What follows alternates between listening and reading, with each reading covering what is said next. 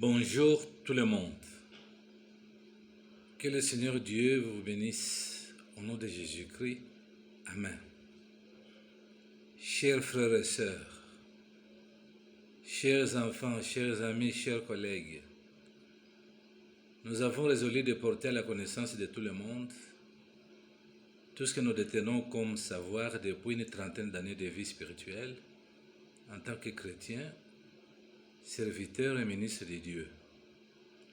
Je me présente, mon nom est Kalume Bosangu. Je suis serviteur de Dieu.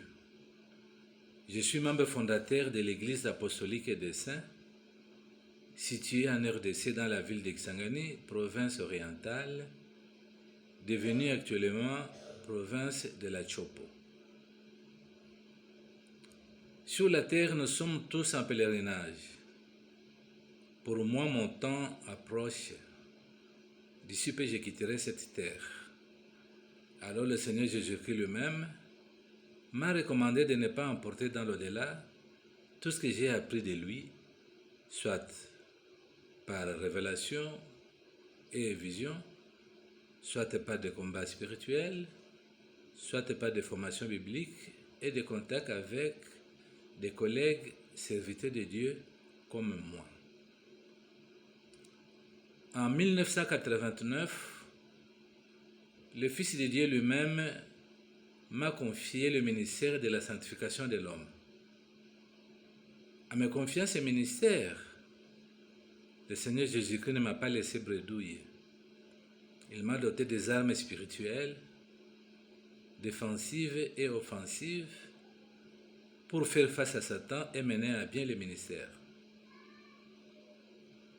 Notre sujet, le sujet de cette vidéo est la sanctification de l'homme sur la terre.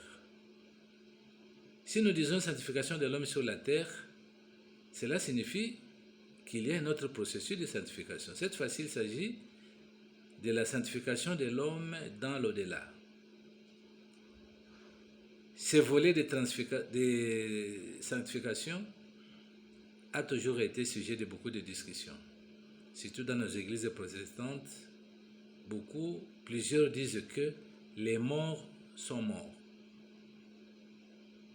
Les morts, nos frères et sœurs qui nous quittent, qui quittent la terre, ils vivent dans l'au-delà de leur façon en récoltant ce qu'ils ont semé sur la terre. Mais les morts, tous les morts ne sont pas morts. Il y a des morts qui vivent, mais de leur façon, dans l'au-delà. Plus tard, nous parlerons de ce processus qui est une mesure de clémence que le Fils de Dieu lui-même a sollicité à notre Père dans le but de sauver l'humanité. On en parlera un peu plus tard. Jetons un coup d'œil dans la Bible. Prenons quelques versets où on parle de la sanctification.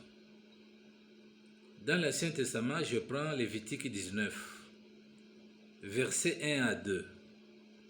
C'est Dieu lui-même qui s'adresse à Moïse, lui demandant de parler à tous ses frères, à toute l'assemblée des fils d'Israël. Moïse devrait leur dire ceci de la part de Dieu. Je cite, c'est Dieu qui parle par les biais de Moïse. Soyez saints, car je suis saint, moi l'Éternel, votre Dieu. Le Seigneur Dieu demande à l'assemblée des fils d'Israël d'être saints. Il leur a demandé de se sanctifier. Voyons le Nouveau Testament. Prenons quelques versets. Je prends Hébreux 12, verset 14. C'est Paul qui nous dit de la part de l'Esprit du Seigneur Jésus-Christ lui-même, recherchez la paix avec tous et la sanctification sans laquelle personne ne verra le Seigneur. Paul n'a pas mâché ces mots. Il nous dit ouvertement que sans la sanctification, personne ne pourra voir le Seigneur. C'est-à-dire, sans la sanctification, on n'ira pas au ciel ou au paradis comme on a l'habitude de le dire. Sans la sanctification, on ne sera pas enlevé par le Christ lorsqu'il viendra dans son avènement. Donc, Paul est clair. Il faut rechercher la paix avec tous, ça va. Mais surtout la sanctification sans laquelle personne ne verra le Seigneur. Je prends encore un passage biblique dans le Nouveau Testament. Je prends 1 Thessaloniciens 4, versets 3 et 4. C'est Paul qui le dit, guidé par l'Esprit de notre Seigneur lui-même. Il dit ceci, « Ce que Dieu veut, c'est votre sanctification. » Et il ajoute, « Que chacun de vous sache posséder son corps dans la sainteté et l'honnêteté. » Si vous avez du temps, vous pouvez lire tous ces passages. Paul est très clair. Quand nous prenons Matthieu, le Christ lui-même le dit dans Matthieu 5, vers la fin du chapitre 5, le verset 48, Jésus-Christ nous recommande d'être parfaits, comme notre Père Céleste est parfait. Donc, il est possible d'être parfait sur la terre. Il s'agit de la perfection spirituelle. Il est possible d'être saint sur la terre, de se sanctifier. Il est possible de se repentir sur la terre.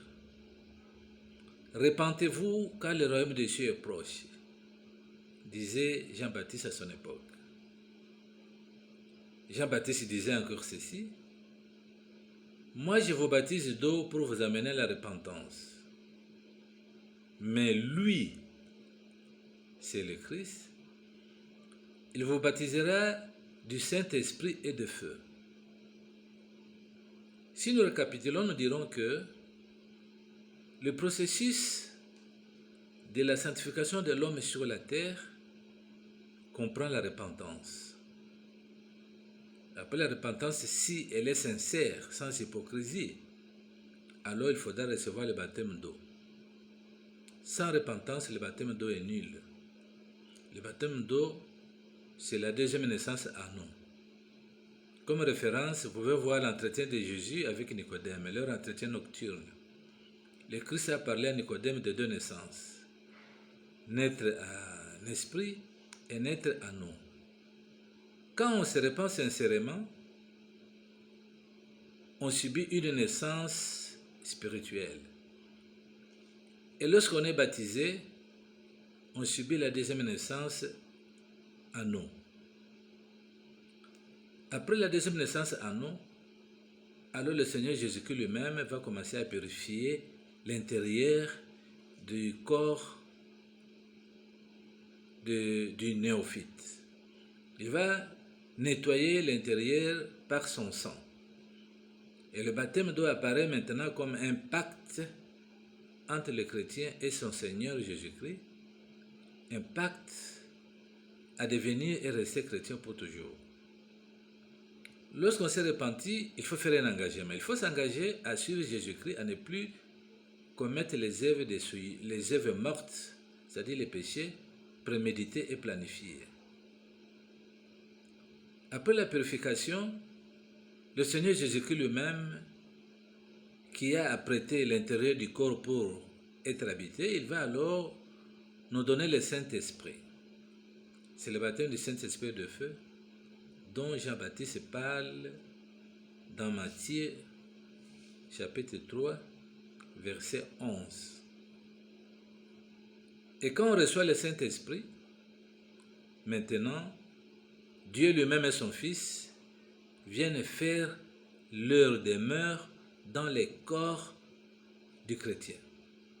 Ainsi se concrétise une parole que le Christ lui-même avait prononcée.